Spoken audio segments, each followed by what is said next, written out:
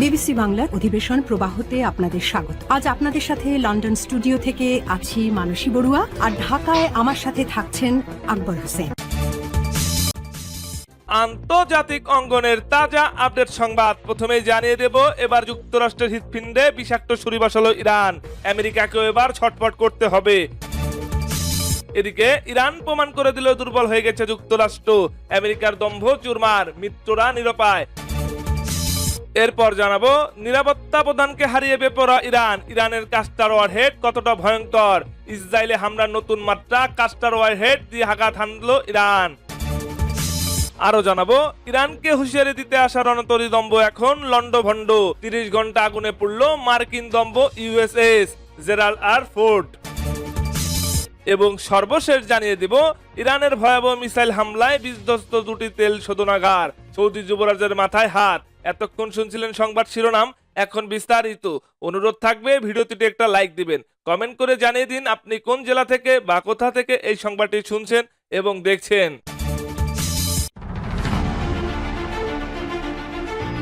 ইটের বদলে পাটকেলটি ভালোই ছুটছে ইরান। একটা আঘাতও জবাবহীন যেতে দিচ্ছে না তেহরান। আয়াতুল্লাহ মুস্তাফা খামেনিও পরিষ্কার বলে দিয়েছেন প্রতি ফোঁটা রক্তের বদলা তেহরান নেবেই। সেই ধারাবাহিকতায় এবার ইরান আমেরিকার হৃৎপিণ্ডে মাঝ বরাবর ছুরিটা বসিয়ে দিয়েছে। সাম্প্রতিক ঘটনায় ইরান জানিয়েছে তারা অপারেশন ট্রু প্রমিস 4-এর 63তম ধাপ শুরু করেছে। এই ধাপে প্রধান লক্ষ্যবস্তু ছিল যুক্তরাষ্ট্র সংশ্লিষ্ট তেল স্থাপনা। সংস্থাটি জানিয়েছে ইরানের জ্বালানি অবকাঠামোর উপর হামলার জবাব হিসেবেই এই পদক্ষেপ নেওয়া হয়েছে। ইরানের দাবি তারা প্রথমে সংঘাতকে তেল ও গ্যাসে ছড়িয়ে দিতে চায়নি, কিন্তু ইরানের গুরুত্বপূর্ণ জ্বালানি স্থাপনায় হামলার পর পরিস্থিতি নতুন পর্যায়ে পৌঁছায়। এর ফলে যুক্তরাষ্ট্রের স্বার্থ সংশ্লিষ্ট তেল স্থাপনাগুলোর ওপর আঘাত হানা হয়েছে। এর আগে ইসরায়েল ইরানের দক্ষিণাঞ্চলের গুরুত্বপূর্ণ গ্যাস ক্ষেত্র সাউথ পার্স এবং আসালওয়েহ অঞ্চলে হামলা চালায়। এসব স্থাপনা ইরানের জ্বালানি খাতের জন্য অত্যন্ত গুরুত্বপূর্ণ। হামলার ফলে কয়েকটি গ্যাস উৎপাদন ইউনিট বন্ধ হয়ে যায় বলে স্থানীয় সূত্র জানিয়েছে। এই ঘটনার পরপরই ইরান উপসাগরীয় অঞ্চলের বিভিন্ন জ্বালানি স্থাপনার আশপাশে থাকা বেসামরিক লোকজনকে জরুরি ভিত্তিতে সরে যাওয়ার নির্দেশ দেয়। সতর্কতার তালিকায় ছিল সৌদি আরব, সংযুক্ত আরব আমিরাতের একাধিক তেল ও গ্যাস স্থাপনা।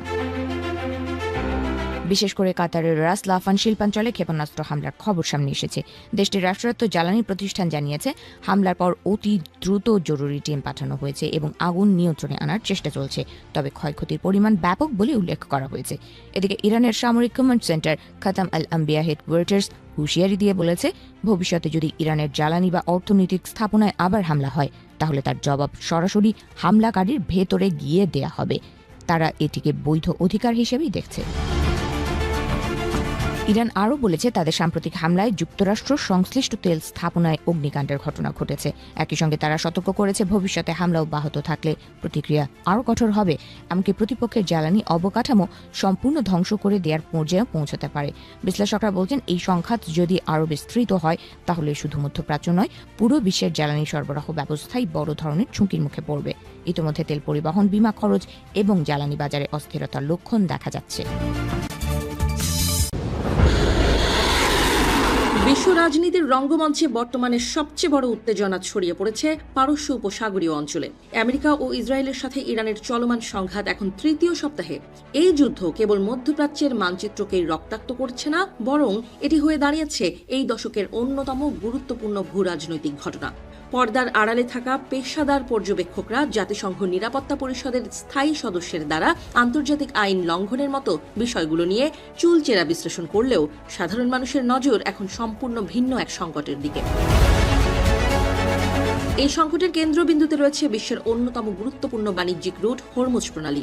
ইরান কৌশলগতভাবে এই গুরুত্বপূর্ণ জলপথটিতে এক প্রকার অবরোধ আরোপ করেছে। বিশ্ববাজারে তেলের সরবরাহ সচল রাখার জন্য হরমুজ প্রণালী একটি অত্যাবশ্যকীয় ধমনীর মতো কাজ করে। যুদ্ধের আগুনের লেলিহান শিখা এই ধমনীতে পৌঁছানোর ফলে আন্তর্জাতিক জ্বালানি বাজারে এক চরম অনিশ্চয়তা তৈরি হয়েছে। ট্যাঙ্কারগুলোতে ইরানি ড্রোনের হামলার আশঙ্কায় ব্যবসায়ীরা এখন রীতিমতো আতঙ্কিত। অর্থনৈতিক বিশ্লেষকরা ইতোমধ্যে চরম সতর্কবার্তা উচ্চারণ করেছেন। তাদের মতে, যদি হরমুজ প্রণালীর এই অচলাবস্থা দীর্ঘস্থায়ী হয়, তবে বিশ্ববাজারে তেলের দাম বর্তমানের তুলনায় প্রায় দ্বিগুণ হয়ে যেতে পারে।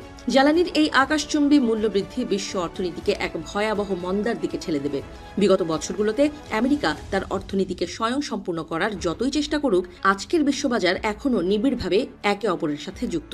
ফলে পারস্য উপসাগরে সামান্য অস্থিরতার ঢেউ আছড়ে পড়ছে বিশ্বের প্রতিটি প্রান্তে।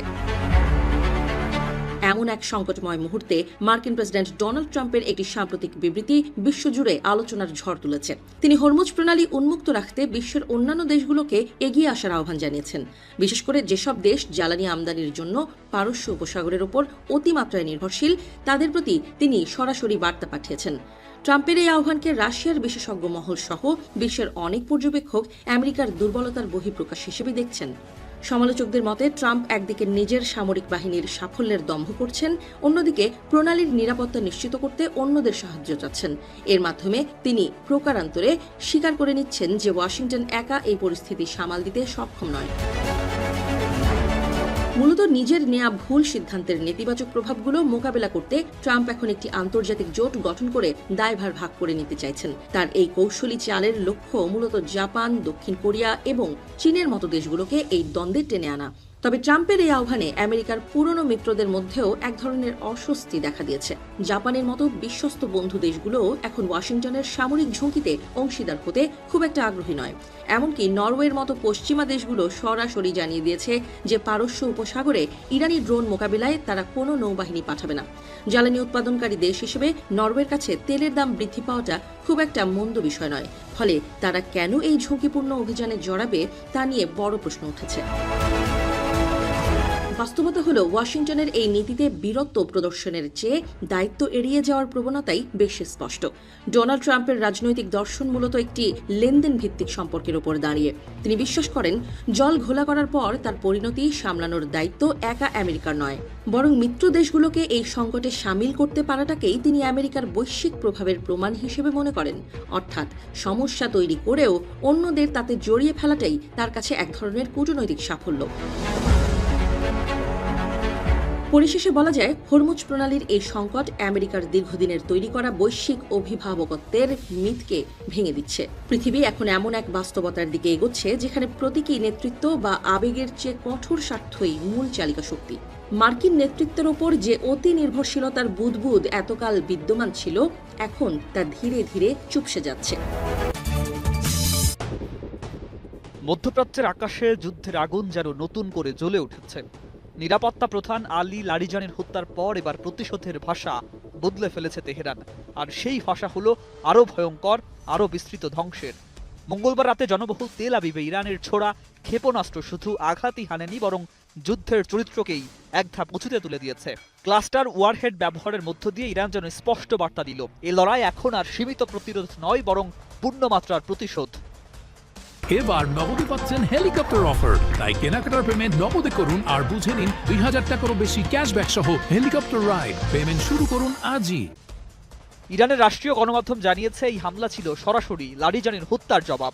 ইসরায়েলও স্বীকার করেছে, ইরান একাধিকবার ক্লাস্টার ওয়ারহেড ব্যবহার করছে, যা তাদের আকাশ প্রতিরক্ষা ব্যবস্থার জন্য বড় চ্যালেঞ্জ হয়ে দাঁড়িয়েছে। তেল আবিবের মতো ঘন বসতিপূর্ণ শহরে এই ধরনের অস্ত্রের ব্যবহার আন্তর্জাতিক মহলেও এক নতুন উদ্বেগ তৈরি করেছে। এদিকে যুদ্ধের পাল্টাপাল্টি আঘাতে পরিস্থিতি ক্রমেই জটিল হয়ে উঠছে। ইসরায়েল ও যুক্তরাষ্ট্র বলছে, ইরানকে পারমাণবিক অস্ত্র তৈরি থেকে বিরত রাখাই তাদের অভিযানের মূল লক্ষ্য। অন্যদিকে ইরান নিশ্চিত করেছে, তাদের শীর্ষ নিরাপত্তা কর্মকর্তা আলী লারিজানি ইসরায়েলি হামলায় নিহত হয়েছেন, যা দেশটির ক্ষমতার কাঠামোই বড় ধাক্কা।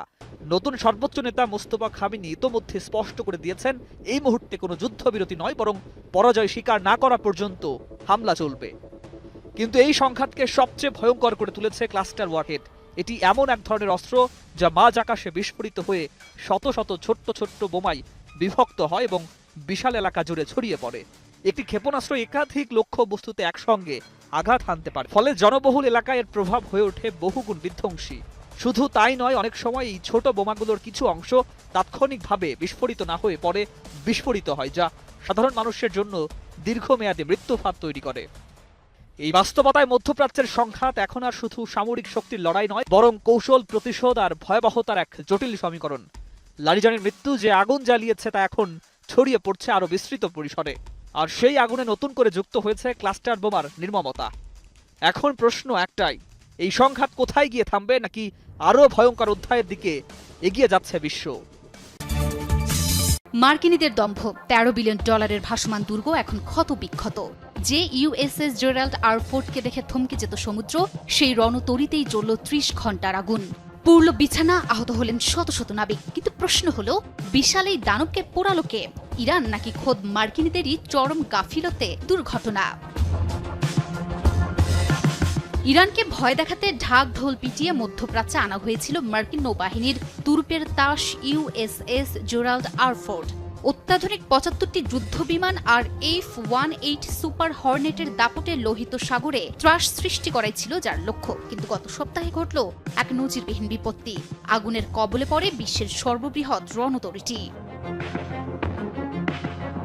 নিউইয়র্ক টাইমসের দাবি অনুযায়ী আগুনের সূত্রপাত হয়েছে অতি তুচ্ছ একটি লন্ড্রি রুম থেকে। ড্রয়ারের ভেন্ট থেকে ছড়িয়ে পড়া সেই আগুন নেভাতে নাবিকদের ঘাম ছুটেছে দীর্ঘ 30 ঘন্টা। বিশ্বের সবচেয়ে শক্তিশালী জাহাজের 4000 নাবিক যখন আগুনের সাথে লড়ছিলেন, ততক্ষণে পুড়ে ছাই হয়ে গেছে 100টি বিছানা। আহত হয়েছেন অন্তত 200 নাবিক। এভাবেই লোহিত সাগরের নীল জলরাশি সাক্ষী হয়ে রইল মার্কিন প্রযুক্তির এক চরম অসহায়ত্বের। তবে যদিও পেন্টাগন দাবি করছে জাহাজের প্রোপালশন প্লান্ট বা ইঞ্জিন রুম নিরাপদ আছে, তবুও ড্যামেজ কন্ট্রোল করতে রণতরীটি এখন গ্রিসের ক্রিট দ্বীপের দিকে পাড়ি জমাচ্ছে। 2 মার্কিন কর্মকর্তা জানিয়েছেন জাহাজটি সাময়িকভাবে গ্রিসের ক্রিট দ্বীপের সৌদা বেতে নেওয়া হবে। টানা 9 মাস ধরে সাগরে ভাসমান এই রণতরীটি এখন কার্যত ক্লান্ত। ক্যারিয়ারের শুরুটা হয়েছিল ক্যারিবীয় অঞ্চলে মাদক পাচার বিরোধী অভিযানের নাম করে। এমনকি ভেনেজুয়েলার প্রেসিডেন্ট নিকোলাস মাদুরোকে অপহরণের চেষ্টাতেও ব্যবহার করা হয়েছিল এই দানবকে। জানা গেছে টানা 9 মাস এক মহাসাগর থেকে অন্য মহাসাগরে দৌড়ঝাঁপ করায় এখন ভেঙে পড়েছে নাবিকদের মনোবল। নড়বড়ে হয়ে পড়েছে রণতরীটির যুদ্ধ প্রস্তুতিও। তবে মনে করা হচ্ছে কোনো শত্রুর মিসাইল নয়, মার্কিন নৌবাহিনীর এই অহংকার পুড়ে ছারকার হয়েছে নিজেরই ভেতরের এক তুচ্ছ লন্ড্রি রুমের আগুনে। সমুদ্রে কাঁপানো সেই জাহাজ এখন নিথর হয়ে পড়ে আছে। মেরামতের জন্য গুনতে হবে বিপুল অর্থ আর সময়। যে সময়টা তার ব্যয় করার কথা ছিল রণক্ষেত্রে, তা এখন কাটবে হাতুড়িয়ার রং তুলির নিচে। তাই তো অনেকে বলছে, যেই রণহুঙ্কারে কেঁপে ওঠার কথা ছিল পারস্য উপসাগর, সেই হুঙ্কার এখন দীর্ঘশ্বাসে পরিণত হয়েছে। একে কি কেবল দুর্ঘটনা বলবেন, নাকি মার্কিন অহংকারের পতন?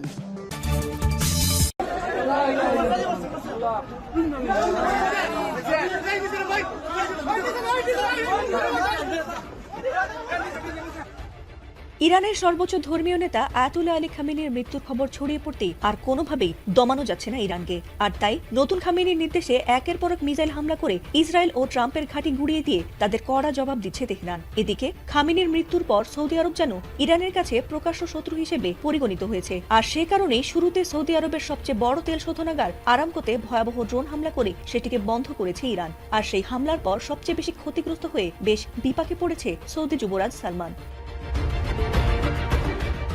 ইরানের ওপর হামলা চালাতে ট্রাম্পকে বারবার উস্কানি দিয়েছে সৌদি আরব। আর তাতে ট্রাম্প ইসরায়েলের হামলায় ইরানের গুরুত্বপূর্ণ নেতারা নিহত হলে সেটি মোটেই সহজে নেয়নি ইরান। আর তাই একের পর এক মিসাইল বৃষ্টিতে কুপকাত হচ্ছে ইসরায়েল, সৌদি আরব, আমিরাত সহ ট্রাম্পের মিত্র দেশগুলো। কারণ সেখানে রীতিমতো প্রতিশোধ নেওয়ার ঘোষণা দিয়েছে মুসলিম বিশ্বের সবচেয়ে সাহসী দেশ ইরান। আর সেই প্রতিশোধের আগুনে জ্বলছে আরব শেখদের ধন দৌলত আর বিলাসিতার দেশগুলো। ইরানের ওপর হামলা অব্যাহত রাখতে ট্রাম্পকে সৌদির অনুরোধের পর থেকে নতুন উদ্যমে আবারও সৌদির ওপর হামলার ঘোষণা দিয়েছে ইরান। এবার ইসরায়েলের মতো সৌদি আরবেও লাগাতার ড্রোন ও শক্তিশালী মিসাইল ছুড়েছে ইরানি বাহিনী। আর তাতে তাদের 2টি তেল শোধনাগারে আগুন ধরে যায় বলে জানিয়েছে সৌদি। এছাড়াও সৌদির প্রতিরক্ষা মন্ত্রণালয়ের বরাতে আল জাজিরা এক প্রতিবেদনে জানিয়েছে, ইরান হামলার তীব্রতা বাড়িয়ে রাত থেকেই বারবার হামলা শুরু করেছে সৌদির ওপর। এমনকি মাত্র 1 ঘন্টার মধ্যে একাধিক ড্রোন ও মিসাইল হামলা চালিয়েছে ইরান। সৌদি আরবের পূর্বাঞ্চলীয় প্রদেশের দিকে ইরান 1 ঘন্টার মধ্যে 8টি ড্রোন ও একটি ব্যালিস্টিক মিসাইল নিক্ষেপ করেছে, যদিও সেগুলো প্রতিহত করেছে বলে দাবি করেছে সৌদি। এর আগে সৌদির সবচেয়ে বড় তেল শোধনাগার আরামকোতে হামলা চালিয়েছিল ইরান, এমনটাই দাবি করেছিল সৌদি আরব। এছাড়াও ইরানের এমন হামলাকে ব্ল্যাকমেইল বলে ইরানের ওপর তারাও পাল্টা হামলা চালাবে বলে হুঁশিয়ারি দিয়েছে সৌদির পররাষ্ট্রমন্ত্রী প্রিন্স ফয়সাল বিন ফারহান আল সৌদ।